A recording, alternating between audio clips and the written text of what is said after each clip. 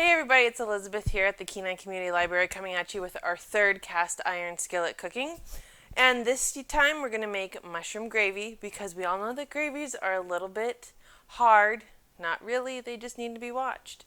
So what we are going to use today is a lot of mushrooms. You can either buy them already sliced or you can buy however many mushrooms you want and then slice them. It's good to use white mushrooms, kind of the smaller mushrooms. You don't want to use like the big ones because that's a lot of cutting and the flavor just isn't quite there.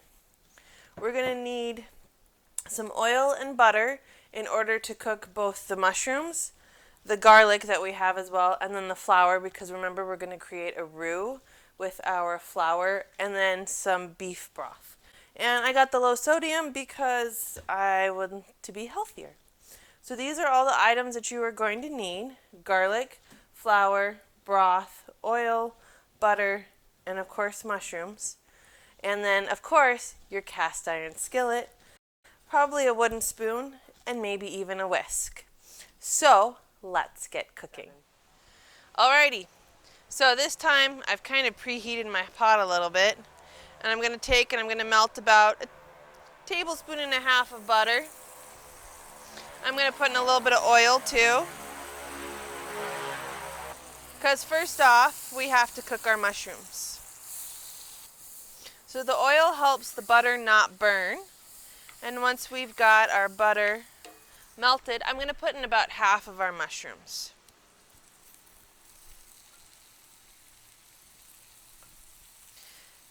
This way we get a better and more even cook on our mushrooms.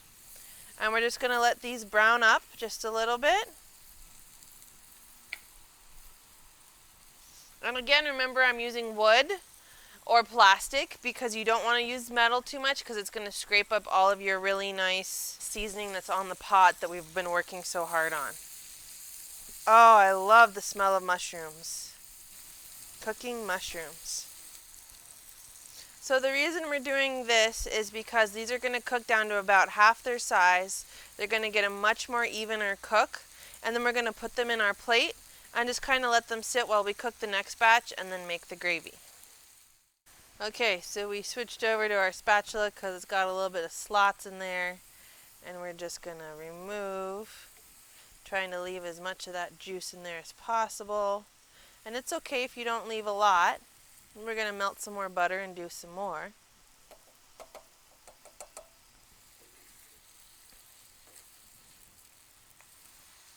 So as you can see, we've got a little bit of water in here, and that's going to have some good mushroom flavor. And then when we cook our next one, we're going to make even more of that, and that's going to be some of the great mushroom flavoring in our gravy. And because we still have some oil in there, we're just going to melt this butter. And then we're going to put in our next batch of mushrooms.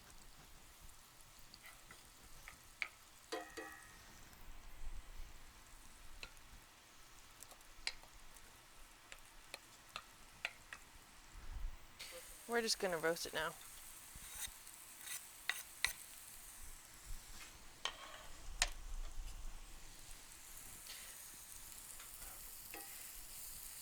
So one of the things that we forgot to do, which is just fine with the cooking, is we forgot to cook half of our garlic with half of our mushrooms.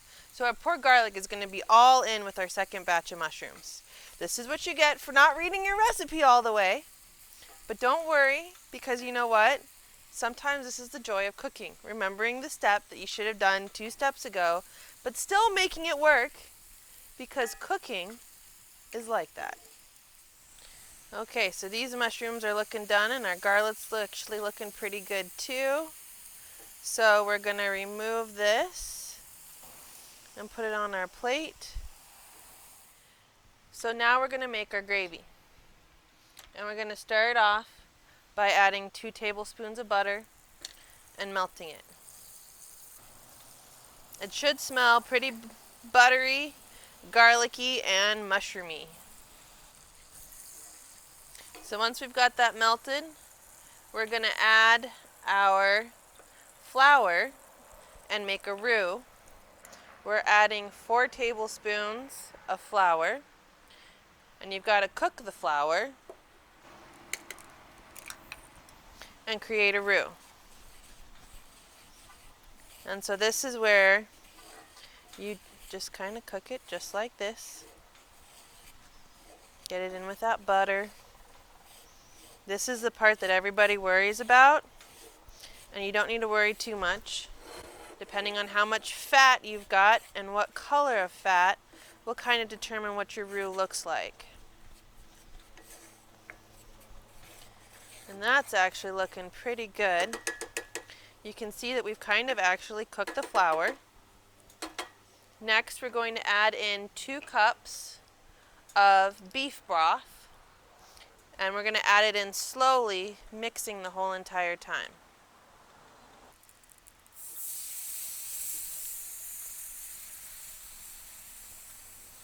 And this is where you might want to use a whisk, just to help break up kind of your roux a little bit.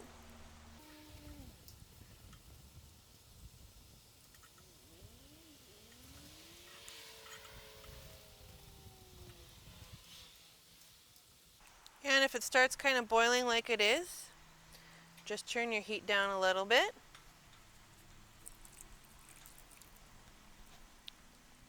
We want it to simmer, but not kind of while we're breaking up our roux still and making our gravy.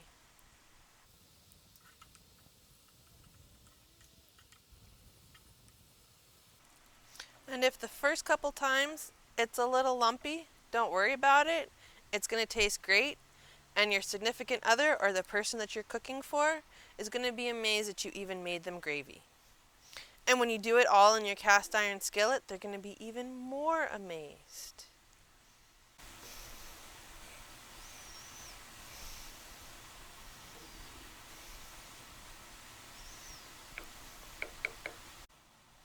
And now kind of comes the part where you just let it mix up,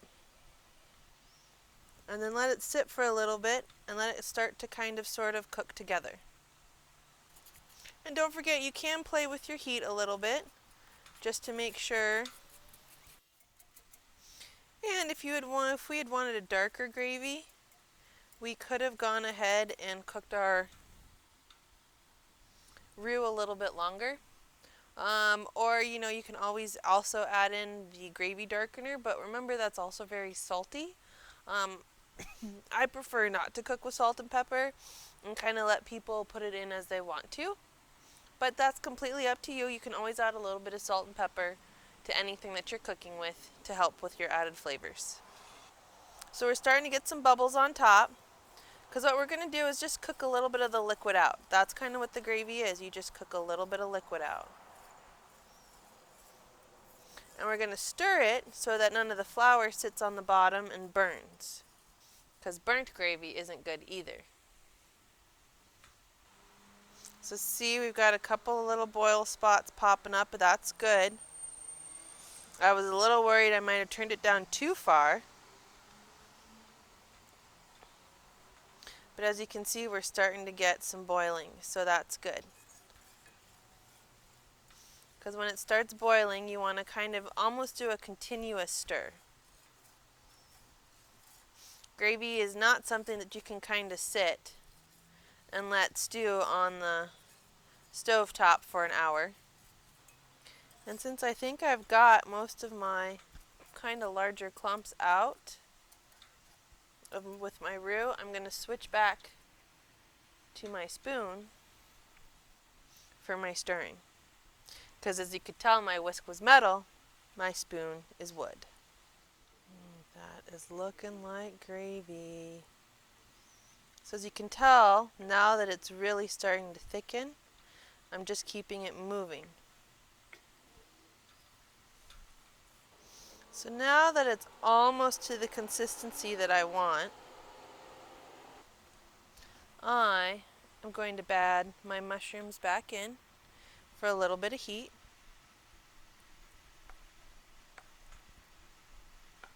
Because they've cooled a little bit.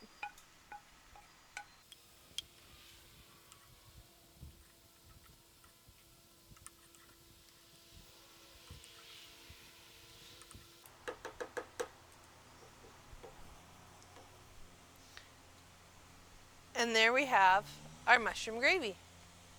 Hey everyone, I hope that you enjoyed our mushroom gravy class and that you've been enjoying our cast iron cooking class throughout the summer.